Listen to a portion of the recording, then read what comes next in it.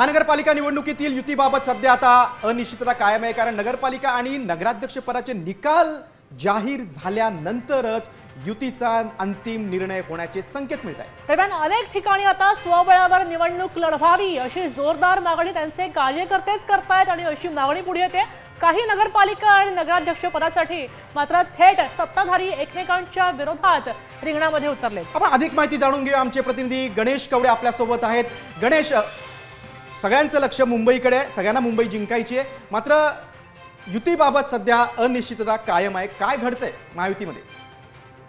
गिरीश, नक्कीच ज्या पद्धतीने खरं तर आज सगळे निकाल आहेत नगरपालिका आणि नगरपंचायतीचे येताना पाहायला मिळतच, मात्र युतीच्या जागा वाटपाचा तिढा अद्यापही सुटलेला नाही असंच चित्र सध्या तरी पाहायला मिळते। कारण की मोठ्या संख्येने इच्छुकांची गर्दी आहे ती दिसून येते, कारण की गेल्या 4 वर्षामध्ये खरं तर या निवडणुका झालेल्या नाहीये, त्यामुळे अनेक इच्छुक आहेत ते वाढलेले पाहायला मिळतात। त्यामुळे स्वबळाचा देखील नारा आहे तो होताना पाहायला मिळतो। विशेष करून जर बघायला झालं तर नवी मुंबई, ठाणे, कल्याण, डोंबिवली याच महानगरपालिकांमध्ये आहे ते स्वबळावर जावं हे देखील बोललं जात आहे। मात्र आज खरं तर निकाल जाहीर झाल्यानंतरून कशा पद्धतीने हे आपली ताकद आहे हे देखील आहे ते सगळ्या पक्षाला कळून येणार आहे आणि त्यानंतरून युतीच्या जागा संदर्भामध्ये आहे ते चर्चा होईल असं देखील म्हटलं जात आहे। त्यामुळे आजच्या निकालानंतरून युतीची घोषणा होते का हे देखील पाहणं निश्चितच। आणि 25 वर्षाची ठाकरे सेनेची सत्ता आहे, या सत्तेला धक्का देण्याचा प्रयत्न भाजप पण करते आणि शिंदे सेना देखील करते। तुम्ही सविस्तर माहिती दिली त्याबद्दल धन्यवाद।